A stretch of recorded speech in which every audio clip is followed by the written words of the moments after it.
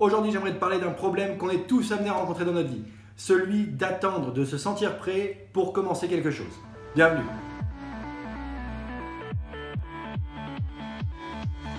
Salut les amis, c'est Charles Gauthier, je suis ravi de vous retrouver aujourd'hui pour une nouvelle vidéo. Juste avant de rentrer dans le vif du sujet, si tu es nouveau et que tu n'as jamais vu mes vidéos, je t'invite à cliquer sur le bouton rouge sous la vidéo. Je poste environ 3 vidéos par semaine pour t'aider à devenir libre et indépendant en vivant de ta passion pour la création de jeux. Du coup, tu le sais, si jamais tu suis mes vidéos depuis quelques temps, je parle souvent de méthodes et de bonnes pratiques pour réussir à terminer ses projets, à bien les dimensionner, à aller au bout du process pour finir les choses, parce que c'est très important. Mais j'ai un petit peu moins parlé du commencement. Et pourquoi c'est important de commencer à faire les choses avant même de se sentir prêt. Donc aujourd'hui, je vais me concentrer beaucoup plus là-dessus. Pourquoi? Parce que ces deux problèmes, finir et commencer, sont pour moi les deux problèmes les plus importants qui bloquent la plupart des gens de se lancer vers quelque chose qui les intéresse, soit pour la découverte, soit pour vraiment amorcer un changement de vie. Et aujourd'hui, donc, on va se concentrer là-dessus parce que j'ai pas mal de choses à te partager de mon expérience personnelle sur des tas de sujets avec cette boîte et avec d'autres choses. Donc on va parler un petit peu de tout ça aujourd'hui. Pour faire simple, dans le passé, j'ai fait pas mal de choses. Il y a des choses que j'ai fait sans avoir besoin de me sentir prêt et pourtant c'était des choses qui pouvaient faire peur à plein d'autres personnes.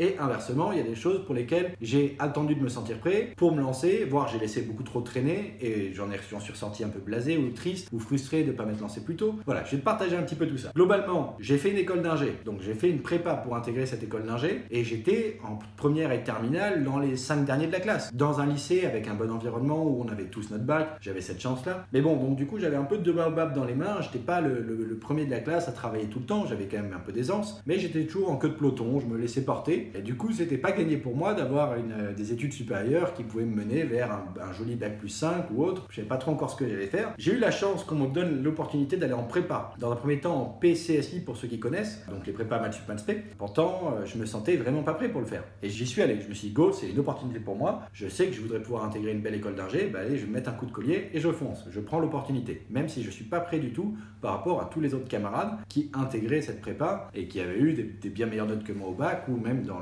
la scolarité première terminale. Mais j'y suis allé. Bon, il m'a fallu un peu plus de temps que les autres pour réussir mes concours et avoir l'école que je voulais. Normalement, une prépa, on peut la faire en 2 ans. Moi, il m'en a fallu 4. J'ai fait ce qu'on appelle turbo. Je sais pas pourquoi on appelle ça turbo, parce que c'est quand même 2 fois plus long. J'ai fait 2 premières années, 2 deuxième années. D'abord parce que j'ai changé de filière. Donc là encore, je savais pas trop où j'allais, mais j'y suis allé en me disant, cool, il y a une matière dedans qui a un gros coef et je suis pas mal dedans. On va changer. Allez, je perds une année, mais c'est pour avoir une meilleure école. Bon, bilan de tout ça, j'ai réussi à intégrer les arts et j'ai été ravi d'intégrer les arts parce que c'est une école sublime, on apprend énormément de choses techniques, on met la main à la pâte, donc il y a le côté pratique aussi très important, tu vas voir, ça revient également dans la vidéo. Et puis il y avait des belles valeurs humaines qui me correspondent et qui m'animent, donc j'ai décidé également de m'investir à fond dans cette école et j'ai eu la chance d'être président de l'association des élèves locales à Angers et également le campus national à Paris, donc j'ai eu cette chance-là. Mais là encore, je ne me sentais vraiment pas prêt de pouvoir mener des équipes d'étudiants, de représenter tous les étudiants de l'école, de gérer un budget de plusieurs millions sur l'année pour faire avancer tous les projets qu'on a qui sont sublimes et de faire en sorte que chacun des élèves puisse s'épanouir dans notre vie associative. Bon, bah tout ça, moi, j'étais pas prêt pour ça. Je connaissais pas. Mais j'avais cette envie au fond de moi de découvrir le sujet, d'essayer d'apporter ma pierre à l'édifice, de pouvoir aider les autres. Hein, tout ça, c'est du bénévolat. Mais ça a été le meilleur apprentissage de ma vie. C'est ce qui m'a donné aussi envie de monter ma boîte derrière, de pas aller chercher un salariat en sortie d'école et de vraiment tout enchaîner comme ça. Voilà, ça a été des belles expériences. Mais si j'avais dû attendre de me sentir prêt pour y aller, jamais j'aurais fait mes concours, jamais j'aurais fait cette école d'ingé et jamais j'aurais eu ces expériences en vie asso. Et je pense par déduction que j'aurais pas monté ma boîte dans les jeux vidéo tout de suite et que j'en serais pas là aujourd'hui à te parler. Donc tu vois, il y a quand même des impacts très importants à se lancer dans des choses, même si on se sent pas prêt. Donc ça, c'était des sujets dans lesquels je me suis lancé sans me sentir prêt. Il y en a d'autres, tout comme cette chaîne YouTube, où là ça a été un peu différent. J'ai mis beaucoup plus de temps à me lancer. Cette chaîne YouTube, j'ai souhaité la lancer il y a peut-être 1 an et demi, 2 ans maintenant. Au moins le blog et la chaîne YouTube en parallèle, mais j'avais cette idée-là il y a 1 an et demi, 2 ans. Tu le sais si tu me suis depuis quelques temps, cette chaîne YouTube, je l'ai lancée en début novembre 2018. Donc là, aujourd'hui, ça doit faire un peu moins de 3 mois, 2 mois et demi, 3 mois. Et bilan de l'histoire, je suis plutôt très content d'avoir lancé cette chaîne. Même si aujourd'hui on est naissant, il y a une petite communauté, mais merci infiniment d'être là, de participer et de prendre le temps de me regarder et de me partager vos conseils ou vos expériences. C'est une chance inouïe pour moi, mais j'y reviens dans quelques instants. Donc, tu vois, il y a des choses que j'ai fait en me lançant comme une tête brûlée et d'autres où je me suis bloqué. Et je pense qu'on a tous des blocages différents et ça peut varier d'un sujet à l'autre. En fait, ce que j'ai tout simplement compris, c'est qu'attendre de se sentir prêt pour se lancer dans X ou Y sujet était certainement une des plus grandes erreurs à faire. Pourquoi ? Parce qu'on peut rester des années dans la théorie à apprendre, même à se former, à lire des bouquins, à suivre des formations en ligne et ainsi de suite. Mais si on fait que travailler sa réflexion et ses pensées, mais qu'on ne passe jamais à l'action, on n'a jamais de résultat. Et ça change notre tempérament. Ça nous amène dans une frustration, dans un manque de confiance en soi, parce qu'on finit par se dévaloriser nous-mêmes. On peut même devenir notre pire ennemi en s'auto-jugeant, ce qui est débile, hein. On devrait être notre meilleur allié, déjà que les autres ont tendance à nous jeter des tomates. Donc pour toi, tout ce que j'ai envie de te dire, c'est quels que soient tes rêves, quelles que soient tes envies, écoute ton cœur et lance-toi. Va apprendre, va mettre en application, va faire des choses, même tester, même si c'est sans avoir lu un bouquin avant. Juste pour que tu comprennes un peu le sujet, que tu mettes les mains dans le cambouis. C'est souvent en mettant les mains dans le cambouis, en allant sur le côté pratique, qu'on comprend les choses et qu'on sait sur quoi on doit se former davantage, plutôt que de voir toute la théorie d'abord, sans vraiment la comprendre, et sans la mettre en pratique. Donc commence avant de te sentir prêt. Et surtout, ne prends pas le risque de trop attendre, parce que sinon tu risques de plus du tout te sentir prêt, et de jamais l'être, et juste de terminer frustré. Je préférerais que tu évites ça. Donc n'oublie pas que c'est en faisant que tu vas apprendre. La pratique est très très importante. Quand tu étais enfant et que tu apprenais la vie, tu apprenais en jouant, tu apprenais en mettant les mains dans les jouets, ainsi de suite. C'est pareil, il ne faut pas oublier ça. Donc ta pratique, elle est très importante, la théorie l'est aussi, mais il faut que tu trouves un juste milieu entre les deux. Tu ne peux pas faire que de la théorie et tu ne peux pas faire que de la pratique. Même si j'ai tendance à dire qu'il vaudrait mieux faire que de la pratique et pas de théorie que l'inverse. Mais attention, la meilleure des choses à faire, c'est de trouver le bon compromis, parce que les deux sont complémentaires. Donc tu vas progresser beaucoup plus vite si tu fais à la fois de la pratique et de la théorie. Bon, maintenant j'aimerais te parler d'un problème que tu dois rencontrer aussi et que je pense qu'on rencontre tous, c'est celui du regard et du jugement des autres. Et c'est peut-être une des raisons pour lesquelles tu n'oses pas te lancer ou tu attends d'être prêt. Moi en tout cas, je pense que ça l'a été pour moi, en particulier pour la chaîne YouTube, tout simplement parce que tu le sais si tu as regardé quelques-unes de mes vidéos, n'étant pas développeur de formation et n'ayant pas fait une école de jeux vidéo, je me sentais peut-être moins légitime ou moins crédible que d'autres pour avoir un studio de création de jeux vidéo, pour travailler avec d'autres passionnés et pour faire des jeux. Ce qui était une énorme ânerie, parce qu'en soi, quelqu'un qui est passionné, qui bosse, qui passe à l'action et qui apprend, ou qui recrute des personnes autour de lui pour avancer vers un but commun, a tout autant de chances de réussir qu'un autre qui a fait une école.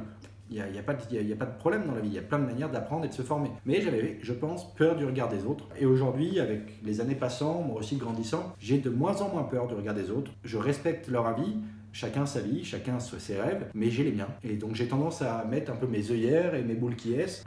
J'écoute les avis qui sont constructifs, ceux qui le sont moins.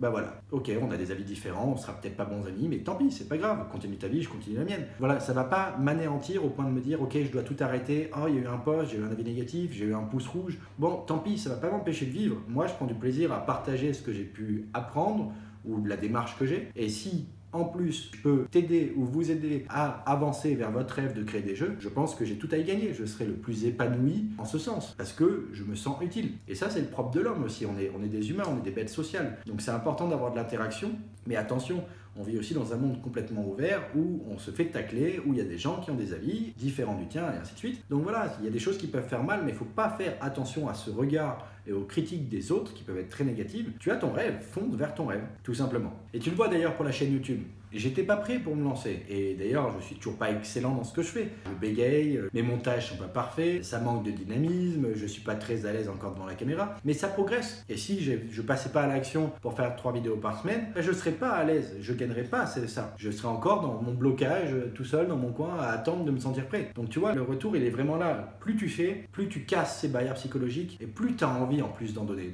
Donc tu progresses 10 fois plus vite qu'un autre. Donc voilà ce que je veux te partager dans cet exemple. Au moins tu l'as. Je suis devant toi et tu vois le résultat. Donc peut-être que là-dessus on peut mieux se parler. Et ne fais pas l'erreur que j'ai fait moi avant de lancer la chaîne YouTube. La chaîne YouTube, je l'ai lancée il y a 3 mois, mais j'avais envie de la lancer il y a 2 ans, 1 an et demi, 2 ans. J'avais acheté des softbox, j'avais acheté un trépied, un micro, bref, tout ce qu'il fallait pour me lancer. Mais tu vois, 1 an et demi après, il prenait la poussière. Il m'a fallu un peu plus de temps, un déclic, il fallait me sentir prêt, ce qui est débile parce que j'avais tout, j'aurais pu commencer et j'ai du mal à imaginer où j'en serais aujourd'hui si j'avais lancé cette chaîne YouTube avec ce rythme-là il y a 1 an et demi. Donc on verra bien dans 1 an et demi ce que ça pourra donner. Donc voilà, arrête de te bloquer, fonce, va faire plein de choses, n'aie pas peur de l'inconnu. C'est en sortant de sa zone de confort qu'on progresse, qu'on apprend, qu'on gagne une énergie de dingue. Franchement, ça doit faire 5 ans que je fais que sortir de ma zone de confort et je suis pas à l'aise et sur plein de sujets, mais j'ai jamais autant appris et finalement j'ai jamais autant pris mon pied qu'aujourd'hui parce que j'ai l'impression d'avoir une vie riche, active, où je sors tout le temps de quelque chose, il y a de l'émotion, il n'y a pas de routine, il n'y a pas d'ennui. En fait, tout simplement. Et ça, c'est juste génial. Enfin, en tout cas, pour moi, pour mon tempérament. Donc, comme tu peux le voir, si je m'étais m'étais pas lancé dans des tas de sujets, d'aventures, alors que je me sentais pas prêt, j'en serais pas là aujourd'hui, clairement pas. Je pense qu'il y a peu de probabilité que je puisse être en train de te parler sur une chaîne YouTube si j'avais pas fait tout ça. Et tu vois, la vie peut réserver des belles surprises quand on passe à l'action, quand on met en pratique des choses et qu'on continue à se former en parallèle. Mais ne reste pas dans la théorie, ne reste pas dans juste l'attente à te tourner les pouces. C'est pas ça qui va te permettre d'avoir la science infuse et de te lancer un jour. Non, il faut que tu travailles sur toi, travaille ton état d'esprit et la niaque et l'envie de passer à l'action et tu verras que les choses vont s'arranger. Tout va dérouler, tu vas quitter cette frustration de ne pas faire les choses et c'est un des meilleurs moteurs pour la suite. Donc j'aimerais que tu puisses vivre ça. Donc dernier conseil, pense à faire des choses, même si c'est une petite tâche par jour qui te prend que 10 minutes, fais-la. Si elle peut te permettre d'avancer vers ton projet, de passer en pratique des choses que tu as pu apprendre ou d'essayer des domaines sur lesquels tu connais rien. Fais les choses, assure-toi de terminer ce que tu as commencé, c'est très important pour ça. Je t'invite à revoir d'autres vidéos que j'ai pu faire sur la chaîne. Il y en a plein qui parlent de comment finir ses projets. Et simplement d'essayer de prendre du plaisir sur le processus, pendant le processus. Il y a beaucoup trop de gens qui attendent d'arriver à leur étape finale, qui est peut-être un objectif atteignable en 5 ans, voire 10 ans, pour se sentir heureux et épanoui dans ce qu'ils font. Prends du plaisir à chaque étape. Prends du plaisir à chaque fois que tu sors de ta zone de confort. Prends du plaisir à chaque fois que tu testes quelque chose de nouveau ou que tu continues à tenir ton rythme et que tu continues à être régulier, tout simplement. Voilà ce que je voulais te partager. J'espère que cette vidéo aura pu t'aider. Si c'est le cas, mets-moi un gros pouce en l'air, ça me fera plaisir et ça me permettra de le savoir. Et te rassurer aussi sur le fait qu'il faut que tu te lances avant de te sentir prêt, quel que soit ton envie, quel que soit ton projet. C'est vraiment quelque chose d'important pour moi. Maintenant que j'ai pu analyser un petit peu ce passé pour faire cette vidéo, clairement, c'est quelque chose que je vais conseiller à tout le monde autour de moi parce que j'en ai souffert et je me rends bien compte et j'ai pas envie que d'autres puissent en souffrir également. D'ailleurs, si tu as un avis, un ressenti, des questions vis-à-vis de ce sujet-là, les commentaires sont là pour ça. Donc je t'invite à me bombarder les commentaires de ton ressenti et de tes remarques. Si tu as déjà testé les choses et si tu t'es déjà lancé dans des projets alors que tu ne connaissais rien et que tu as un retour d'expérience à partager, fais-le nous savoir également. Et si tu n'es pas d'accord avec ce que je viens de partager, aucun problème. Dis-le moi également en commentaire.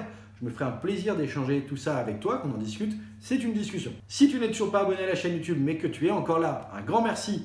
Et puis, si tu es encore là, c'est que tu as certainement d'autres choses à apprendre de cette chaîne ou à découvrir. Donc, abonne-toi à la chaîne en cliquant sur le bouton rouge sur la vidéo et pense à activer la cloche de notification pour être notifié de chaque nouvelle vidéo que je sors. Je te remercie de m'avoir écouté. C'était Charles Gauthier, créateur de la chaîne Jeux Vidéo Pro. Je te dis à très vite pour la prochaine.